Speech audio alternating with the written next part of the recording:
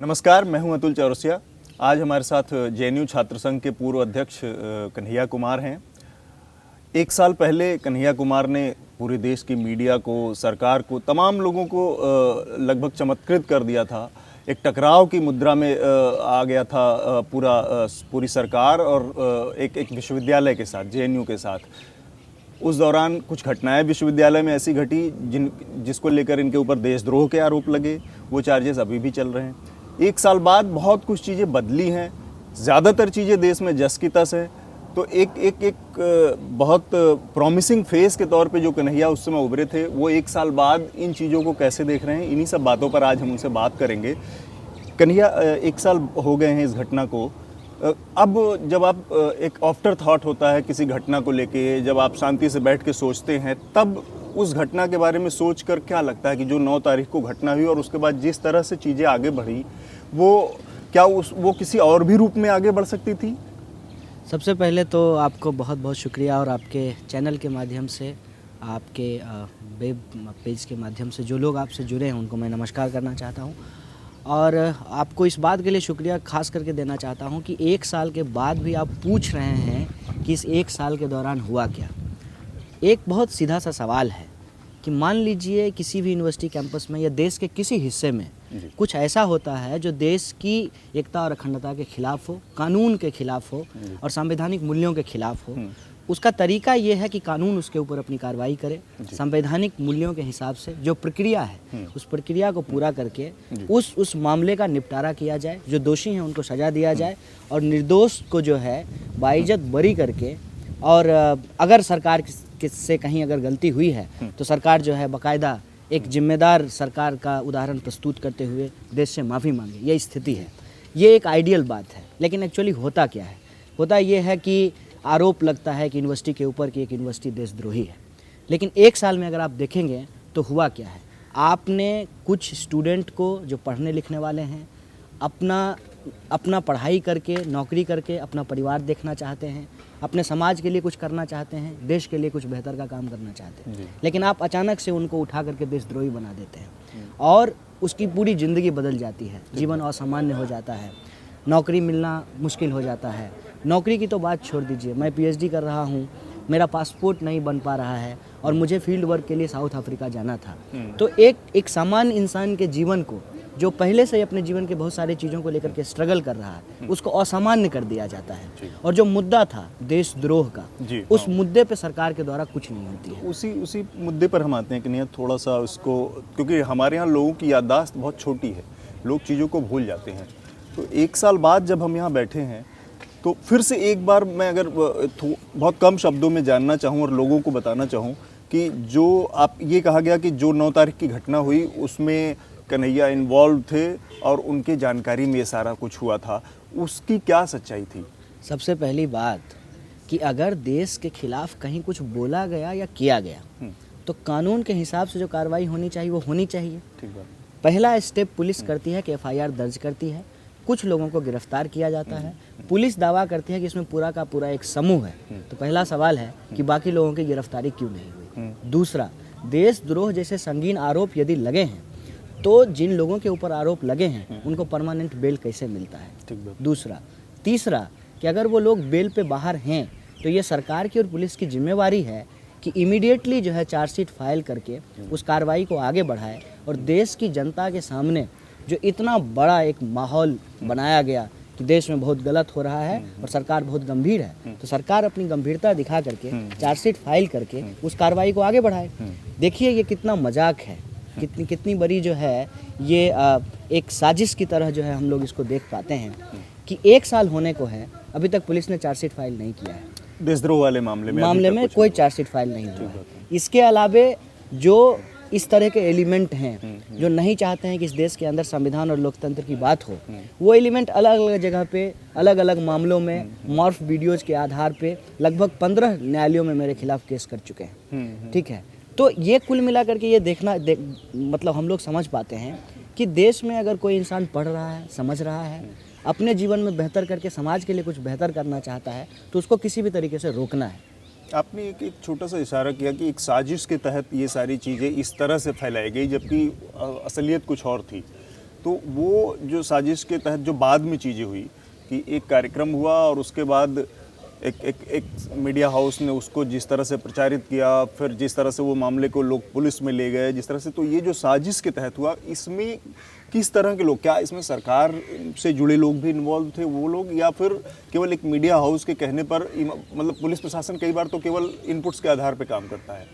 देखिए, सबसे बड़ी बात यह है कि मैं पिछले कुछ दिनों तक केस के डिटेल पे कभी बात नहीं करता था, लेकिन आज जब 1 साल हुआ है हाँ। तो मैं मजबूर हूँ कि मैं केस की डिटेल पे बात करूँ, इसलिए कि मेरा जीवन सामान्य नहीं हो पा रहा है। एक छोटी सी बात है कि मैं जो है सामान्य तरीके से बाज़ार नहीं जा सकता, मैं सिनेमा हॉल नहीं जा सकता, मैं जो है अपनी ज़रूरत की चीज़ों को नहीं ला सकता, मैं सामान्य ज़िंदगी नहीं जी सकता, मैं अपनी पढ़ाई के लिए, अपनी रिसर्च के लिए मैं विदेश नहीं जा पा रहा हूँ। तो ये जो मैं झेल रहा हूँ, ठीक है, हालांकि मुझे इससे कोई दिक्कत नहीं है, मुझे मालूम है कि ये मुझे क्यों झेलना पड़ रहा है। ये मुझे इसलिए झेलना पड़ रहा है कि हम सरकार की जो लोकतंत्र विरोधी और लोक विरोधी नीतियां हैं, उसका विरोध करने के चलते टारगेट किया गया है। क्या लॉजिक दिया गया, इसलिए हम इसको साजिश बोलते हैं। क्या लॉजिक दिया गया कि भाई कन्हैया कुमार JNU-SU के प्रेसिडेंट हैं, हाँ ठीक है कि वो कार्यक्रम के आयोजक नहीं थे, वहाँ वो मौजूद भी नहीं थे, उन्होंने नारा भी नहीं लगाया, लेकिन चूंकि वो यूनिवर्सिटी के प्रेसिडेंट हैं तो उनकी ये जिम्मेवारी है कि वो जा करके इस कार्यक्रम को रोकते। ये अपने आप में ही पूरी की पूरी कानून व्यवस्था को मजाक बनाने वाली बात है। आप मुझे बताइए कि अगर कहीं पे कोई मारपीट कर रहा हो, ठीक है, तो उस मारपीट को रोकने का काम, जो मारपीट में इन्वॉल्व लोग हैं उन पे कार्रवाई करने का काम पुलिस का है, किसी आम नागरिक का नहीं। आम नागरिक का काम है कि वो पुलिस को इन्फॉर्म करे, पुलिस को बुलाए, कानून वो अपने हाथ में नहीं ले सकता है। पहली बात। उस 9 फरवरी की घटना की बात मैं बताता हूँ आपको कि उस कार्यक्रम के बारे में प्रशासन को पहले से जानकारी थी, तभी तो प्रशासन ने परमिशन दिया और फिर परमिशन कैंसिल किया। पहली बात। दूसरी बात, जब वहाँ कार्यक्रम, तथाकथित कार्यक्रम जब हो रहे थे, पुलिस ऑलरेडी वहाँ मौजूद थी। पुलिस की डायरी में लिखा हुआ है कि 2 ग्रुप के बीच में आपसी झड़प हुई और पीसफुल डिस्पर्सल हो गया। जब पीसफुल डिस्पर्सल हो गया तब सेडिशन का मामला उठ करके कहाँ आता है? मतलब सीधे सीधे तौर पे गलत तरीके से कुछ स्टूडेंट को टारगेट करके, जो स्टूडेंट इस सरकार से आमने सामने कर रहे थे शिक्षा के बाजारीकरण के खिलाफ, सबको रोजगार देने के सवाल पे, और रोहित वेमुला को न्याय दिलाने के लिए जो लोग लड़ रहे थे, उनको सीधे सीधे टारगेट किया गया और उनको देशद्रोही बताया गया। मान लीजिए कि अगर वो देशद्रोही हैं सरकार की नज़र में, तो उन पे अभी तक कार्रवाई क्यों नहीं हुई है? चार्जशीट अभी तक फाइल क्यों नहीं हुआ? ये मामला बिल्कुल क्लियर है कि एक यूनिवर्सिटी को टारगेट करके, कुछ स्टूडेंट को टारगेट करके, जो देश के अंदर असली सवाल थे, जो वादे सरकार के द्वारा जनता को किए गए थे, उनसे जनता का ध्यान भटकाने की कोशिश की। एक और कोशिश हम लोगों ने उस समय देखी, सरकार में जुड़े तमाम लोगों ने एक कैंपेन पूरा चलाया, चाहे वो ABVP के लोग हों बाहर, या सरकार पार्टी, भारतीय जनता पार्टी के नेता सुब्रमण्यम स्वामी हों। इन लोगों ने सर्च JNU के नाम से कैंपेन चलाया, यहाँ पे BSF के पोस्ट लगाने की हिमायत की, ये तमाम चीज़ें। एक तो हुई आपकी पर्सनल ट्रेजेडी की, इन सब घटनाओं के बाद आपने जो झेला वो बताया। जो यूनिवर्सिटी के ऊपर कुछ खतरे दिख रहे थे, हालांकि सरकार ने इसको ऑफिशियली डिनाई किया है कि इस तरह का कोई खतरा यूनिवर्सिटी के ऊपर नहीं, लेकिन ओवरऑल आम जनता के बीच में जो बहुत ज़्यादा नज़दीक से चीज़ों को नहीं देखती है, ऊपरी तौर पे चलते फिरते या एक ओपिनियन बनाती है घटनाओं को और नेताओं और बड़े लोगों की बातचीत पे, उस अपने मकसद में ये लोग कितने कामयाब हुए? जो लोग सर्च JNU या JNU को एंटी नेशनल के तौर पे, तो एक पूरी यूनिवर्सिटी के ऊपर जो खतरा मंडरा था वो कितना कम या ज़्यादा हुआ? देखिए, सबसे पहली बात तो यह है साहब कि मैं जनरली अपनी पर्सनल ट्रेजेडी बोलता नहीं हूँ, क्योंकि हम लोग जहाँ से आते हैं ट्रेजेडी ही हमारी सच्चाई है, ठीक है। एक विस्थापित आदमी जो बड़े शहर में आया है, दिन रात चप्पल घिस करके अपनी ज़िंदगी जीने की जुगत में भिड़ा रहता है, उसके लिए ट्रेजेडी, गाली और अपमान कोई नई बात होती नहीं है। चलते चलते लोग जो है बिहारी बोल करके, गाली दे करके निकल जाते हैं, आजकल देशद्रोही कह करके निकल जाते हैं। तो ट्रेजेडी अपनी मैं बोलता नहीं हूँ। असल बात वही है कि एक यूनिवर्सिटी, अब आप देखिए कि इस कैंपस में पढ़ने वाली लड़कियों के बारे में क्या क्या बोला गया। उनको जो है बेशिया कहा गया कि यहाँ 3000 कंडोम मिलते हैं। इस तरीके से जो है बदनाम किया गया कैंपस को। एक एक स्टूडेंट जिसके कॉलर के ऊपर, शर्ट के ऊपर JNU लिखा हुआ था, उसको लिंच करने की कोशिश की गई, उनके साथ मारपीट किया गया। JNU के जो टीचर हैं उनको एंटी नेशनल बोला गया, और देश के अंदर, दुनिया के अंदर कोई भी जो JNU के पक्ष में बोला उसको एंटी नेशनल बोला गया। तो मैं तो समझता हूँ कि मेरे ऊपर कुछ नहीं हुआ है। असल जो लोग झेले हैं इस देश में न्याय और सच्चाई के लिए, उनके सामने मेरे साथ जो हुआ वो बहुत कम है। मैं तो समझता हूँ कि चलिए मैं जेएनयू का प्रेसिडेंट था तो मुझे जेल में डाल दिया गया। इस कैंपस में पढ़ने वाले 8000 स्टूडेंट का क्या दोष था कि एक एक स्टूडेंट को एंटी नेशनल कह दिया गया। इस पूरी की पूरी यूनिवर्सिटी जो पिछले 1969 से लेकर के इस देश को क्या नहीं दिया है, ब्यूरोक्रेट्स से लेकर के, लीडर से लेकर के, एकेडमिशियन से लेकर के, तमाम तरीके का कंट्रीब्यूशन इस कैंपस का है। तमाम तरीके के रिसर्च पेपर दिए हैं। देश का सबसे उम्दा संस्थान होने के बावजूद जिसको इतनी बदनामी झेलनी पड़ी है, ये सब कुछ सिर्फ इसलिए किया गया है कि इसके पीछे दो मोटिव है। पहला, जो पब्लिक फंडेड इंस्टीट्यूट है उसको बंद करो, क्योंकि पब्लिक फंडेड इंस्टीट्यूट अगर रहेगा तो कोई भी दूध बेचने वाला का, चूड़ी बेचने वाला का, आंगनवाड़ी में काम करने वाला का बच्चा आकर के पीएचडी करने पड़ेगा। आज देश के अंदर क्या हो रही है कि सबको स्पेस नहीं मिलेगा, सबको सुविधाएं नहीं मिलेगी, सबको एक्सेसिबिलिटी नहीं मिलेगी। बुलेट ट्रेन चलेगी लेकिन सब उसमें नहीं चढ़ेंगे। हवाई जहाज़ रोज़ सर के ऊपर से उड़ता है लेकिन सब लोग उसकी यात्रा नहीं कर सकते हैं। अच्छी यूनिवर्सिटी रहेगी, शीशे वाले दुकान रहेंगे, लेकिन उसमें जो है दूध बेचने वाला का बच्चा पढ़ने के लिए नहीं जाएगा। ये जो सिचुएशन है देश के अंदर, इसको और ज़्यादा बढ़ाने की कोशिश की जा रही है।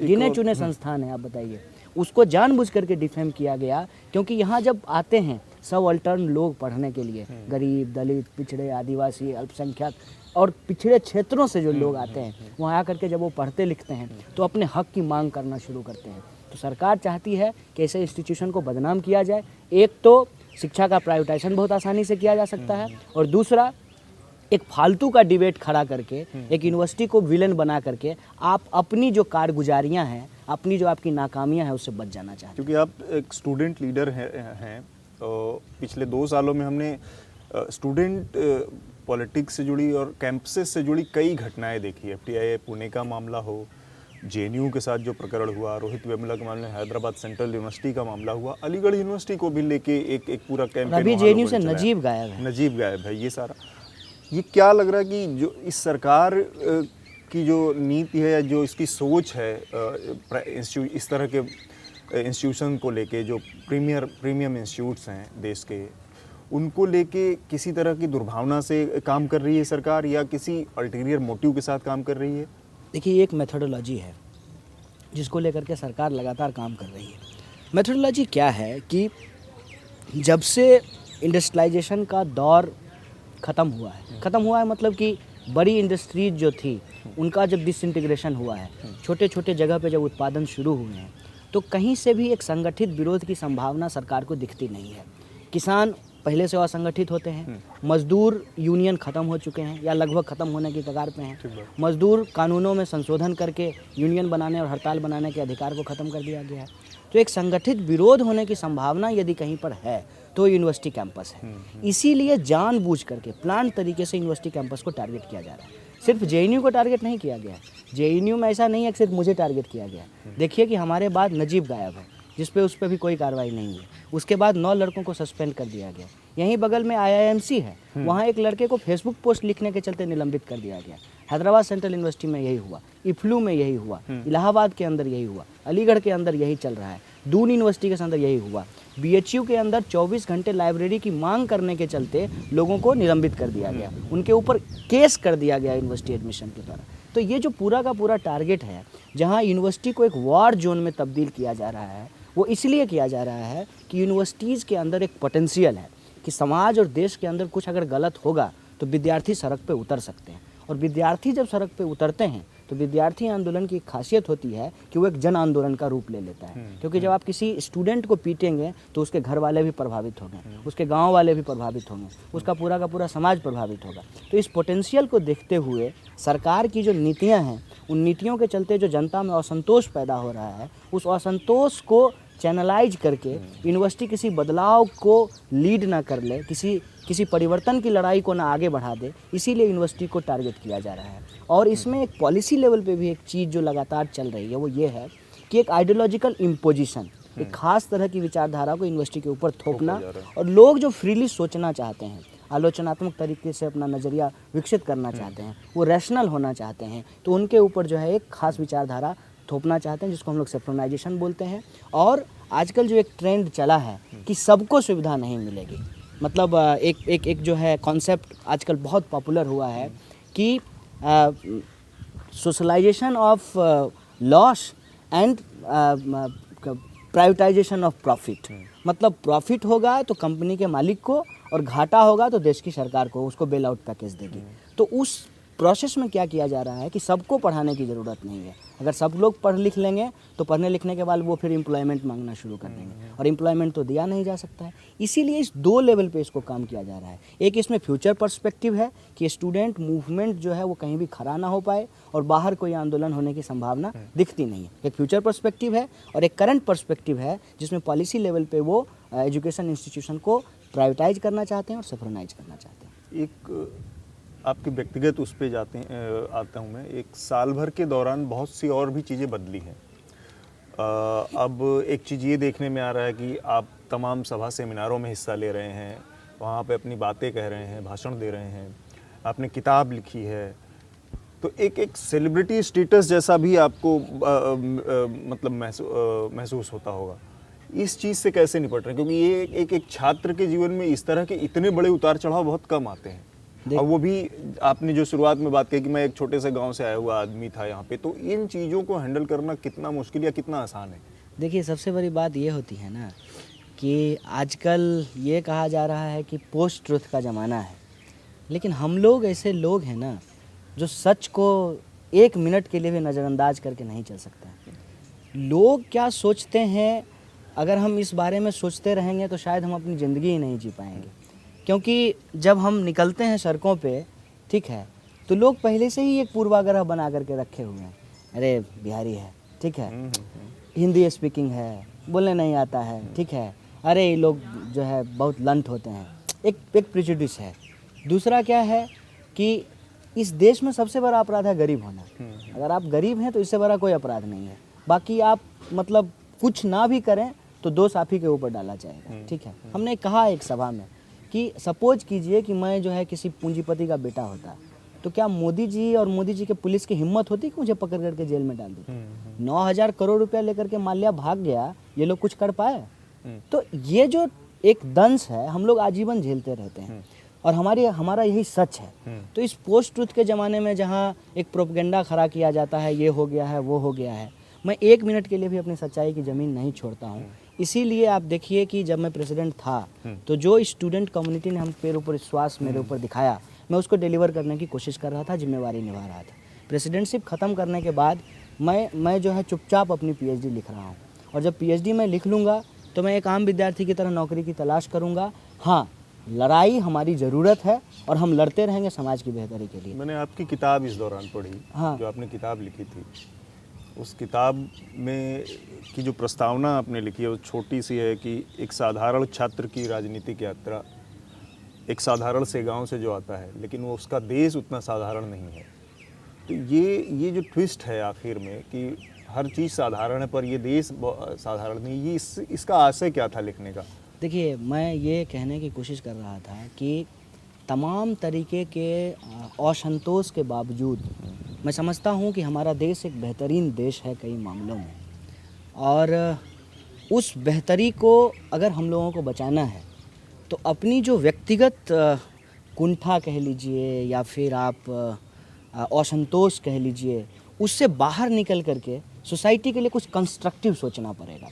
मतलब इसी देश में जहाँ 70 साल हो गए और बेसिक चीज़ें लोगों को नहीं मिले, वहाँ जेएनयू जैसा इंस्टीट्यूशन भी है जहाँ एक गरीब इंसान आकर के अपनी पढ़ाई कर पाता है, अपनी ज़िंदगी बदल पाता है। तो ये संभावना है, ये पॉसिबिलिटी है। ज़रूरत बस इसी बात की है जो मैं पिछले आपके सवाल में कह रहा था कि आप अपनी सच्चाई की ज़मीन को नहीं छोड़िए। हो सकता है कि कुछ दिन के लिए आपको बड़ा ही ग्लैमर और दूसरे तरह की चीज़ें मिल जाए, लेकिन हकीकत ये है कि आप जिस जगह से आते हैं, जिस ज़मीन से आते हैं, आपकी पहली रिस्पॉन्सिबिलिटी बनती है कि आप पहले खुद के लिए बेहतर करें, परिवार के लिए बेहतर करें और समाज के लिए बेहतर करें। तभी इस देश की जो बेहतरी है, इसकी जो खूबसूरती है, उसको बढ़ाया जा सकता है। तमाम तरीके के विरोध हो सकते हैं तमाम चीज़ों को लेकर के, हमारे लोकतंत्र पे भी सवाल उठ सकता है, सरकार पे भी सवाल उठ सकता है, लेकिन मैं समझता हूँ कि व्हाटएवर है हमारे पास, जो भी है संविधान के रूप में, प्रस्तावना के रूप में, आज उसको संजोने की ज़रूरत है। एक और छोटी सी चीज़ में यहीं पे, जो जेल से निकल के आने के बाद आपने एडमिन ब्लॉक के ऊपर पहला भाषण दिया था, उसमें एक बहुत इंटरेस्टिंग चीज़ थी कि दलित, मुस्लिम, पिछड़ा, इन सब को मिल के एक साथ आना पड़ेगा एक मंच पे। तो ये जो राइटिस्ट या फांसीवादी ताकतें हैं, इनको असली सबसे बढ़िया जवाब यही होगा।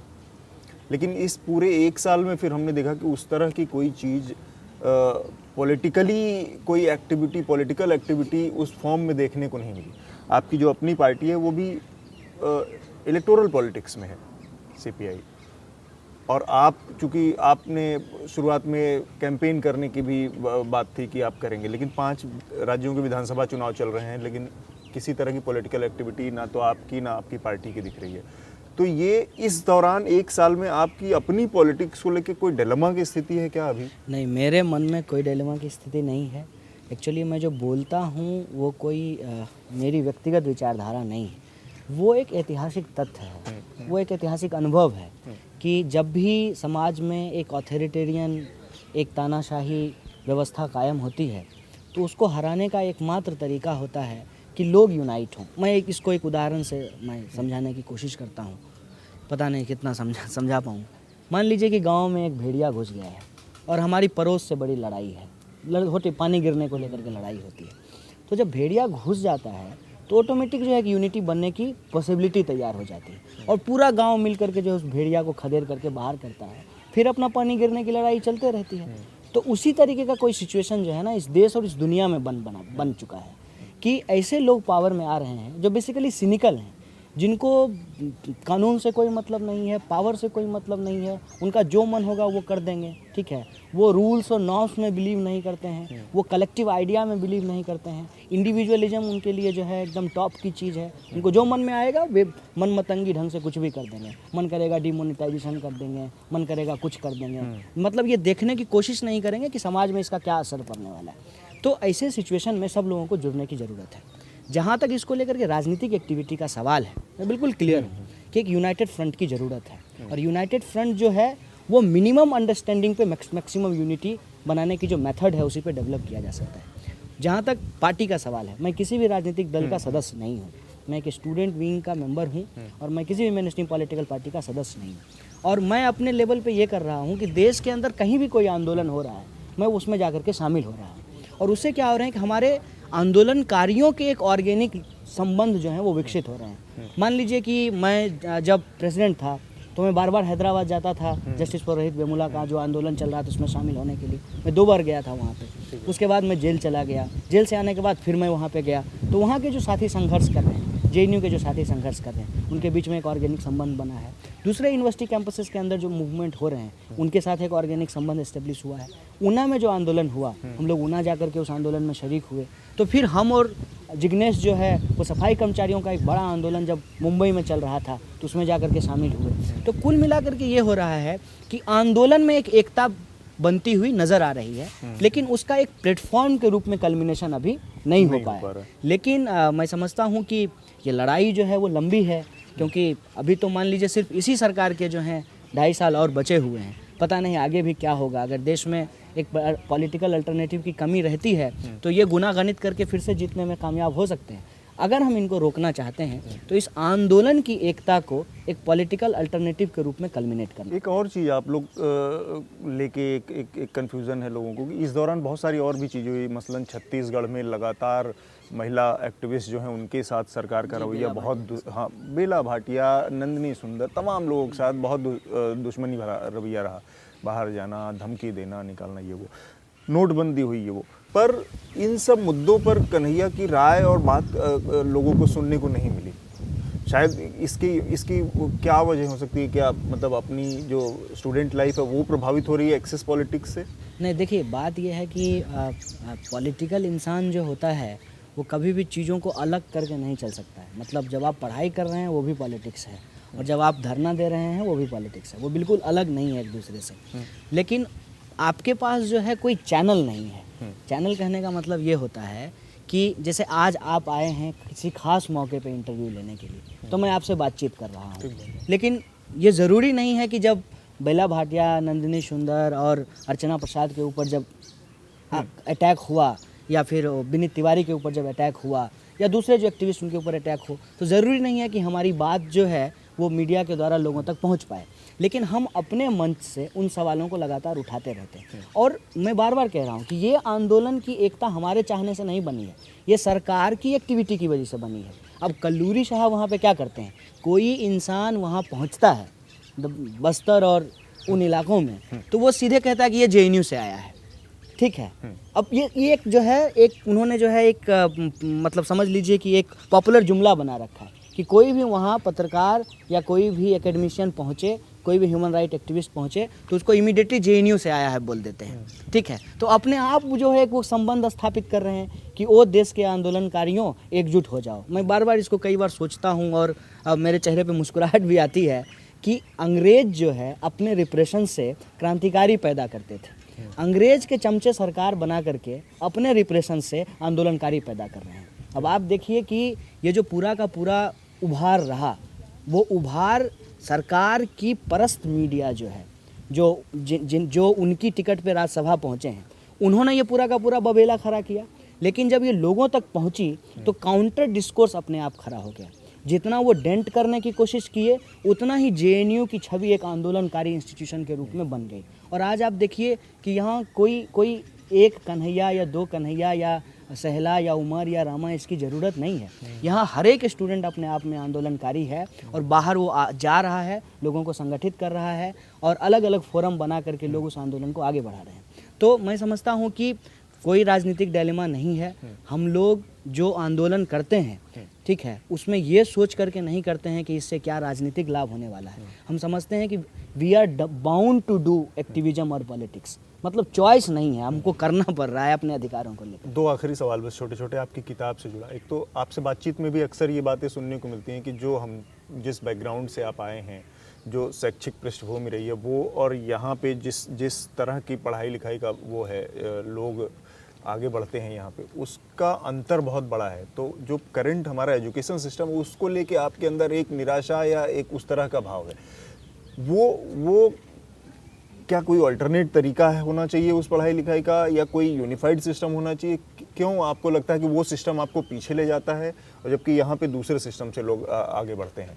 देखिए, एक बार कन्फ्यूजन जो है ना, आपकी किताब में भी ये बात आई है काफी। मैंने उसको देखा है और कई लेवल पे अपने आप को महसूस किया है कि जब तक अवसर की समानता नहीं होगी ना, तब तक जो है कंपटीशन का पूरा जो आइडिया है उसमें बहुत सारे फ्लॉज हैं। मैं उसको इस तरह से समझता हूँ, कोई आदमी 5 किलोमीटर आगे से दौड़ रहा है, किसी को 5 किलोमीटर पीछे से दौड़ा के कहेंगे कि फिनिशिंग लाइन एक है और फिर तय होगा कि जीता कौन। ये एक गलत तरीका है।